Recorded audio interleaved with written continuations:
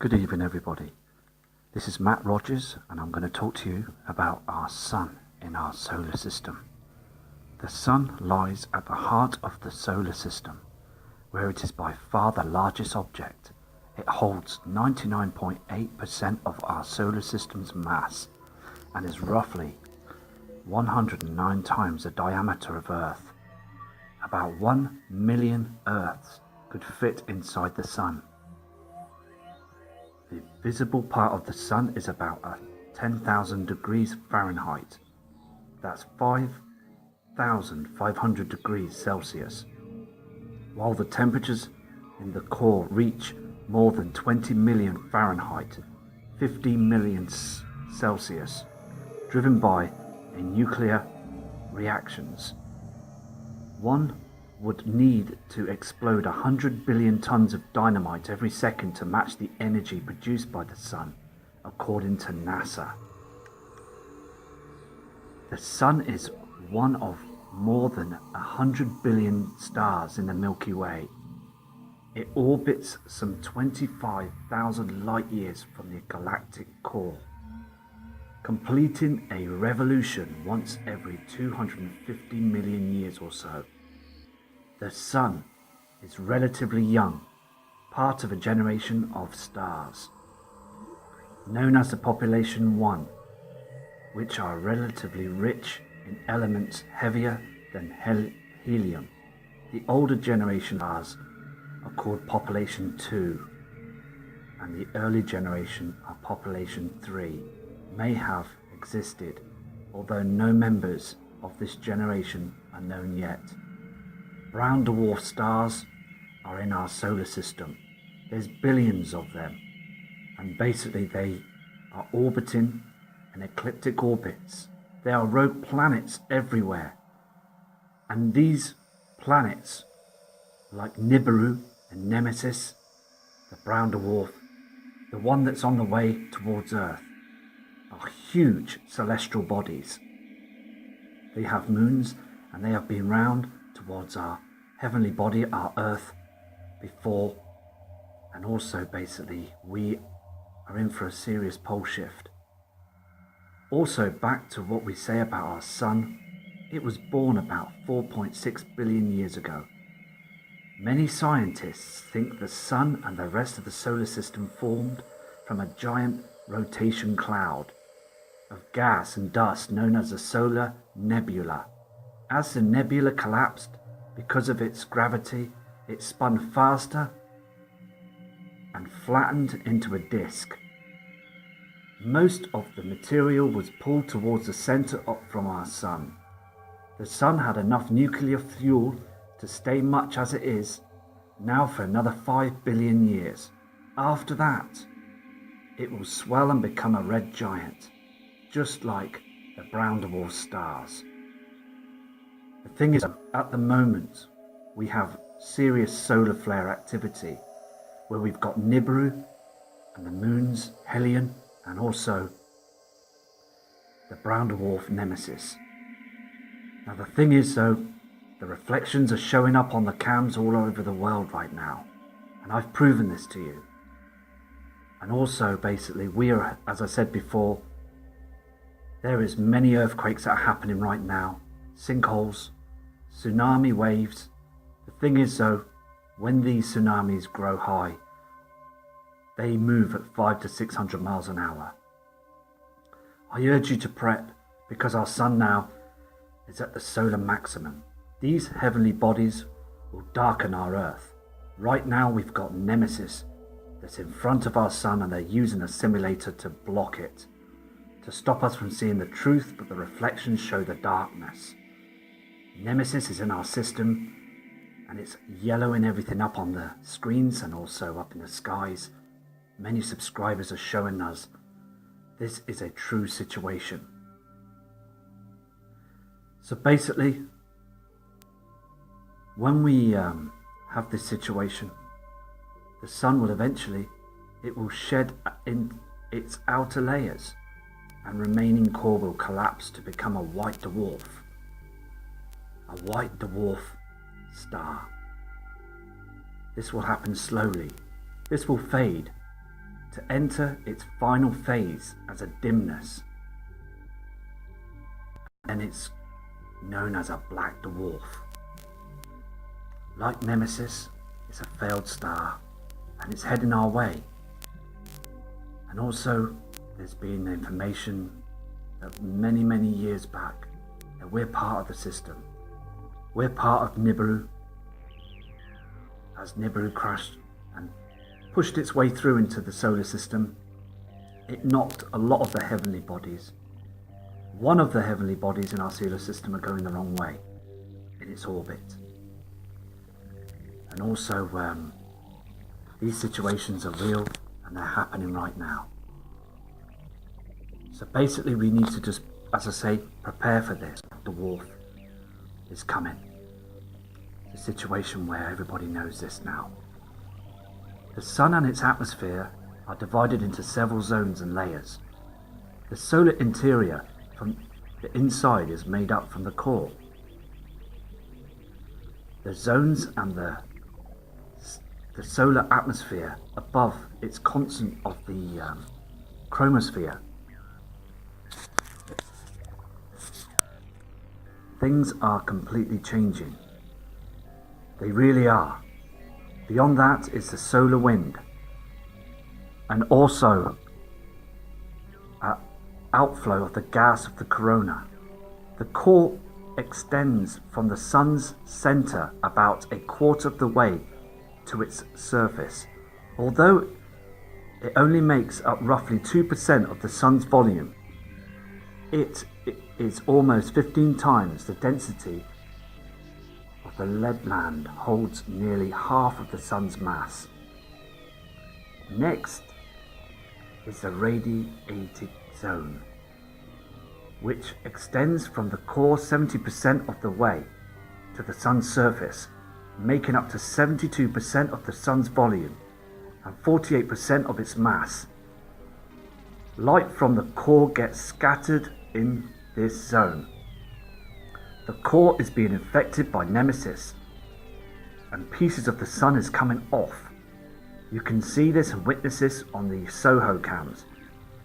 As part of the sun now, a huge part, is being agitated by Nemesis and the Nibiru system. It's getting serious now.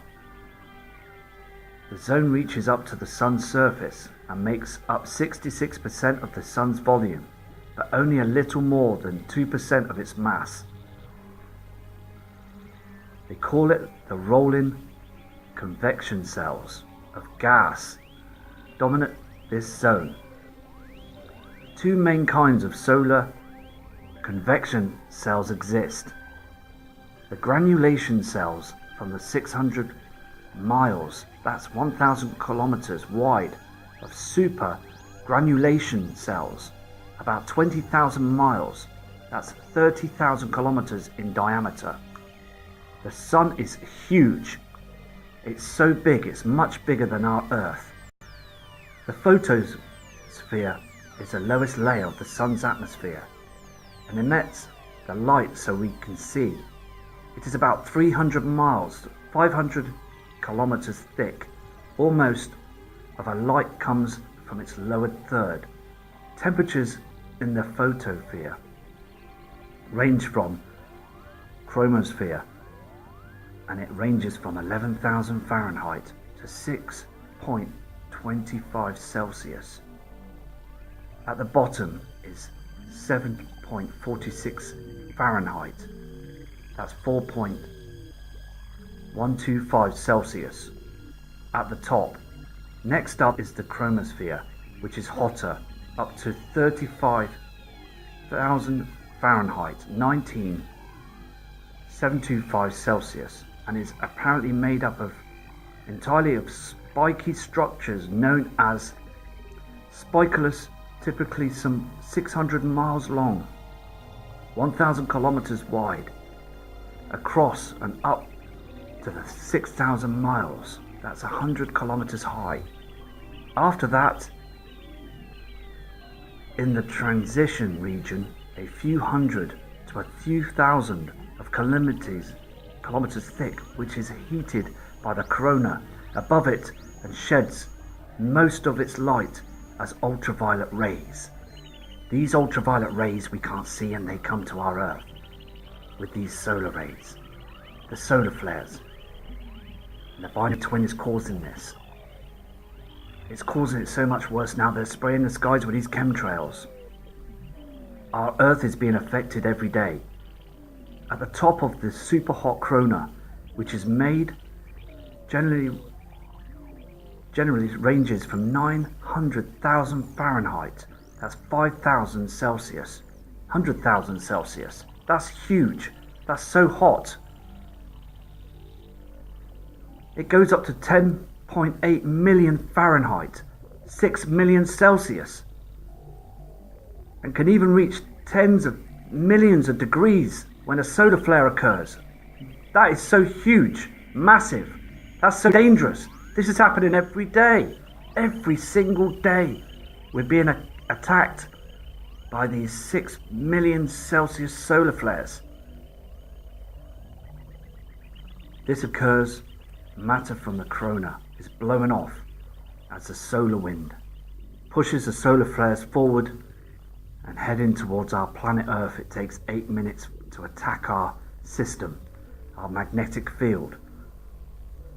The strange of the sun's magnetic field is typically only about twice as strong as the Earth's field, as strange as it can be sounding like. However, it becomes highly concentrated in small areas, which is up to 3,000 times stronger than usual. These kind of twists in the magnetic field develop because of the sun spins more rapidly at the equator than at the higher latitudes, and because the inner parts of the sun rotate more quickly when the sun on its surface. So basically, these massive coronal mass injections flares are most violent eruptions in the solar system, while coronal mass injections are less violent but involve extraordinary amounts of matter, and this matter is pouring out to us. A single injection can spout roughly 20 billion tons, 18 billion metric tons of matter towards our Earth. And we really need to prepare for this now, because Nemesis and Nibiru are causing the sun to act very strangely right now. The weather's strange. Anyway, take care, and I'll be back to you soon with more information from Matt Rogers.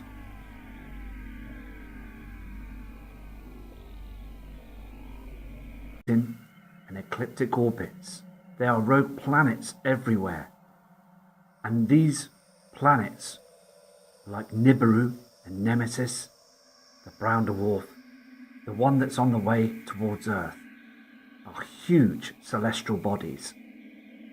They have moons, and they have been round towards our heavenly body, our Earth, before, and also basically we are in for a serious pole shift. Good evening, everybody. This is Matt Rogers, and I'm going to talk to you about our sun in our solar system. The sun lies at the heart of the solar system, where it is by far the largest object. It holds 99.8% of our solar system's mass and is roughly 109 times the diameter of Earth. About 1 million Earths could fit inside the sun, according to NASA. The sun is one of more than 100 billion stars in the Milky Way. It orbits some 25,000 light years from the galactic core, completing a revolution once every 250 million years or so. The sun is relatively young, part of a generation of stars. The visible part of the sun is about 10,000 degrees Fahrenheit. That's 5,500 degrees Celsius. While the temperatures in the core reach more than 20 million Fahrenheit, 15 million Celsius, driven by nuclear reactions.